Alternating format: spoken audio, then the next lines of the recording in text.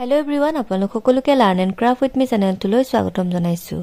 এই ভিডিঅ'ত আমি আলোচনা কৰিব ওলাইছো ক্লাস 8 ৰ মেথছৰ চেপ্টাৰ নম্বৰ 1। ইয়াৰ নাম আছিল ৰেশনেল নাম্বাৰছ অৰ্থাৎ পৰিমেয় সংখ্যা। যোৱা ক্লাছত আমি এক্সাৰসাইজ 1.1 ৰ কোৱেশ্চন নম্বৰ 6 লৈকে ডিসকাস কৰিছিলো। তো এই ভিডিঅ'ত আমি স্টাৰ্ট কৰিম কোৱেশ্চন নম্বৰ 7 ৰ পৰা। ইয়াৰ আগৰ ভিডিঅ'খিনি যদি চাব বিচৰা লিংকটো ডেসক্ৰিপচন বক্সত দিয়া আছে। ক্লাস 8 মেথছ বুলি এটা প্লেলিষ্ট বনোৱা আছে। তাতে ক্লিক কৰিলে তোমালোকে আটাইখিনি ভিডিঅ' একেলগে পাই যাবা। ঠিক আছে, যদি বিচৰা চাই ল'ব পাৰিবা। এতিয়া চোৱা কোৱেশ্চন নম্বৰ 7 ত দিছে what are the multiplicative inverse of -4 divided by 9 and 11 divided by 16 অৰ্থাৎ কি কৈছে -4 divided by 9 আৰু 11 divided by 16 ৰ কি কৈছে তোমাৰ গুণাত্মক বিপৰীত উলিয়াব দিছে।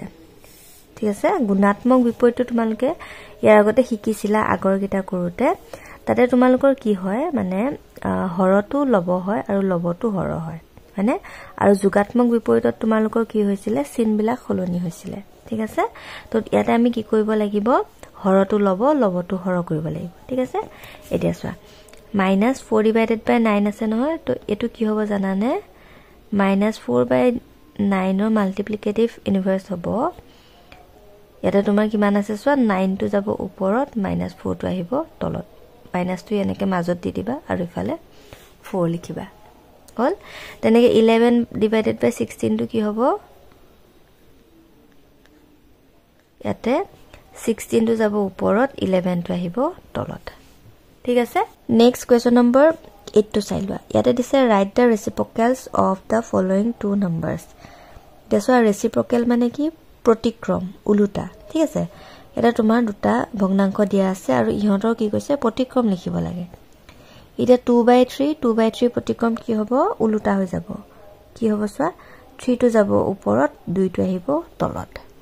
ঠিক আছে, নেক্সট চোৱা -5 divided by 12 আৰু ইয়াতে কি হ'ব তোমালোকে এনেকৈ লিখিবা the reciprocal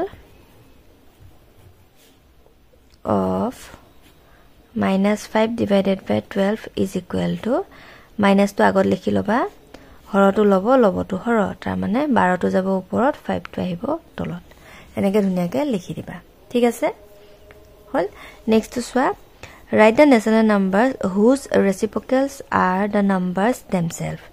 কি কৈছে ইয়াতে তোমাৰ মানে চোৱা reciprocals are the numbers themselves মানে হিহঁতে প্ৰতিক্ৰম যেটো প্ৰতিক্ৰম হ'ব মানে প্ৰতিক্ৰমটোৰ সৈতে একে হোৱা পৰিমেয় সংখ্যা লিখিব দিছে। ঠিক আছে, এতিয়া 1 আৰু -1 হ'ব হয় না। কেনেকে হ'ব চোৱা 1 ৰ যদি প্ৰতিক্ৰম তুমি চাবলৈ যোৱা কি হ'ব একৰ তলত এক এটা আছে বুলি ধৰি লোৱা। তো উল্টা কৰি দিলে আমি কি পাম একে পাম হয় না। তেনেকে -1 ইয়াৰ যদি প্ৰতিক্ৰম উলাব যাও এটা -1 ৰ তলত এক এটা আছে বুলি ধৰি লোৱা। কোৱেশ্চন নম্বৰ 9 টো চাই লোৱা। আমাৰ কি কি পাইছো 1 আৰু -1। 1 ৰ যদি আমি ৰেচিপ্ৰকেল উলিয়াব যাও কি হ'ব জানানে চোৱা একৰ তলত এক এটা আছে বুলি ধৰি লোৱা। তে ইয়াৰ ৰেচিপ্ৰকেল কি হ'ব উলুটা হ'ব। তাৰ মানে এটো এক ওপৰত যাব এটো এক ইয়াত আহিব একে পালা আৰু তলত একটো আমি নেপাটো। তাৰ মানে কিমান হ'ল 1 আৰু 1 একে ওলালে। তেনেকে -1 টো যদি চোৱা -1 ৰ তলত এক এটা আছে বুলি ধৰি লোৱা। তে যদি ইয়াৰ আমি প্ৰতিক্ৰম উলিয়াও এক মাইনাস চিনটো আগত আহিব তাৰপিছত এটো 1 ওপৰত যাব আৰু এটো 1 তলত আহিব মানে একে দেখিলো দুইটা হয় না। তাৰ মানে কিমান হ'ব -1 গতিকে এনসাৰটো আহিব 1 আৰু -1। ঠিক আছে, হল নেক্সট চোৱা multiply -25 divided by 26 with the reciprocal of 5 divided by 16। তাৰ মানে কি কৈছে পূৰণ কৰিব দিছে -25 divided by 26ক কিহৰ সৈতে ইয়াৰ ৰেচিপ্ৰকেল মানে 5/13 ৰ প্ৰতিক্ৰমেৰে। বুজি পাইছানে 5/13 ৰ প্ৰতিক্ৰমেৰে ইয়াক তোমাৰ কি কৰিব দিছে পূৰণ কৰিব দিছে। এতিয়া চোৱা কেনেকে ওলাবা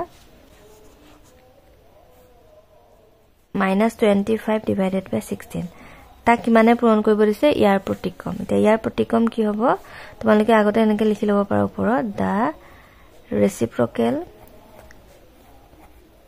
of 5/13 is equal to 13/5। গতিকে এতিয়া আমি এটা ডাইৰেক্ট পূৰণ কৰি দিম 13 divided by 5 হল। কিমান পাবা চোৱা 13 26ক যাব হয়নে কেবা যাব 13 দুগুণ 26 5 ৰে 25ক 5 বাৰ যাব 5 5 গুণ 25 হয়নে কিমান পালা চোৱা -5 ডিভাইডেড বাই 2 তাৰ মানে আনসাৰটো কিমান আহিলে -5 ডিভাইডেড বাই 2 ঠিক আছে নেক্সট চোৱা এটা তোমালোকৰ দিছে write the properties which are used in the following ঠিক আছে ইয়াতে আমাৰ কি কৈছে যিকিটা তোমাৰ মানে বিধি প্ৰয়োগ হৈছে সেই বিধি কিটাৰ নাম লিখিব দিছে ঠিক আছে নে এটা ফাৰ্ষ্টটো মন কৰা -3 ডিভাইডেড বাই 5 ইনটু -2 ডিভাইডেড বাই 7 আকৌ -2 ডিভাইডেড বাই 7 ইনটু -3 ডিভাইডেড বাই 5 ইয়াতে আমি ভালৰে যদি মন কৰো দুইটা ইয়াতে একে আছে টাৰ্ম বিলাক হয়নে আৰু যেতিয়া এনেকে থাকিব তাক আমি কি বুলি কম ক্ৰম বিনিময় বিধি বা কমিউটেটিভ প্ৰপাৰ্টিজ হয়নে ইয়াক আমি কি বুলি কম ক্ৰম বিনিময় বা ইংলিছৰ হিনে কি লিখিবা কমিউটেটিভ ঠিক আছে নেক্সট চোৱা -4 divided by 5 plus 0 equal to -4 divided by 5 এটা চোৱা -4 divided by 5 আছে তাৰ লগত 0 যোগ কৰোতে -4 divided by 5 পালা মানে এটো কি আহিব যোগাত্মক অভেদ হয়নে আকৌ তেনেকে 0 equal to কিমান আহিলে -5 divided by -4 divided by 5 এটো কি বুলি কম আমি যোগাত্মক অভেদ তোমালোকে জানাই এবলা হয়নে যোগাত্মক অভেদ তোমালোকে এই যিখিনি তোমাৰ বিধি আছে বিধি গুটেকিটা মনত ৰাখি লবা হা কোনটো কি বুলি কয় আৰু কোনটো বিধি কত ব্যৱহাৰ হৈছে এইবিলাক তোমালোকে মনত ৰাখিবা নে ঠিক আছে নেক্সট চোৱা ইয়াতে 2 divided by 9 into 1 equal to 1 into 2 divided by 9 equal to 2 divided by 9 তাৰ মানে 2 divided by 9 ৰ লগত 1 পূৰণ কৰি আছে এটো কি বুলি কয় গুণাত্মক অভেদ মাল্টিপ্লিকেটিভ ইনভাৰ্স মানে গুণাত্মক অভেদ ইংলিছৰ টাৰ্মবিলাক কিতাপত আছে ধুনিয়াকে লিখিবা ভুল নকৰিবা ঠিক আছে তো ইমানে আছিল আৰু তোমালোকক যদি এই বিধিখিনি বুজাই দিব লাগে এটা ভিডিও বনাই এক্সট্ৰাকে তোমালোকে কমেন্ট কৰিবা তেতিয়া মই কোনকিটা বিধি কিতাপত ধুনিয়াকে আছে তাৰ পৰা মই তোমালোকক বুজাই দিম ঠিক আছে আৰু এখিনতে তোমালোকে মন কৰিবা ইয়াতে কি দিছে চোৱা if sum of two numbers is 0 then one is called additive inverse of the other মানে কি কৈছে দুটা সংখ্যাৰ যোগফল যদি শূন্য হয়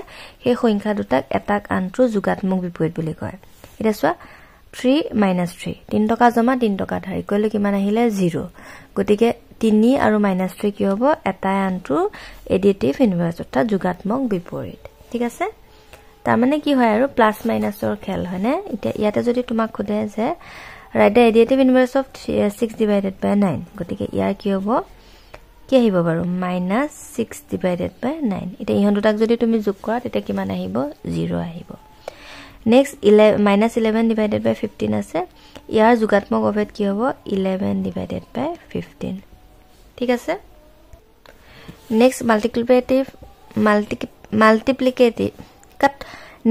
মাল্টিপ্লিকেটিভ ইনভাৰ্স অৰ্থাৎ গুণাত্মক বিপৰীতটো কি হয় চাই লোৱা if multiplicative of two numbers is 1 then one is called the multiplicative inverse of the other মানে কি কৈছে পূৰণ কৰিলে যদি 1 ওলায় দুটা সংখ্যা এটাক আনটো কি বুলি কয় মাল্টিপ্লিকেটিভ ইনভাৰ্স অৰ্থাৎ গুণাত্মক বিপৰীত আৰু ইয়াক তুমি কি বুলি ক'ব পাৰা ৰেচিপ্ৰকেল বুলিও ক'ব পাৰা ঠিক আছে এতিয়া চোৱা ইয়াতে 6 আছে 6 ৰ মাল্টিপ্লিকেটিভ ইনভাৰ্স হ'ব কি 1/6 হয়নে উলুটা হৈ যায় আৰু এটো তোমালোকে তেনেকে মন ৰাখিবা 6 ৰ তলত এক এটা আছে বুলি ধৰিলে 1 টো ওপৰত গল 6 ৰ তলত আহিলে 9 ৰ কি হ'ব চোৱা মাইনাস ইনটু দি লবা 1/9 হল ইয়াত তলত এক এটা আছে বুলি ধৰিলা এটা কি হৈ গল উলুটা হৈ গল হৰটো লবটো হৰ 2/3 ইয়াৰ কি হ'ব ওপৰত যাব 3 তলত আহিব 2 হল -5 divided by 7 এটা কি আহিব 7 টো ওপৰত যাব -5 তলত আহিব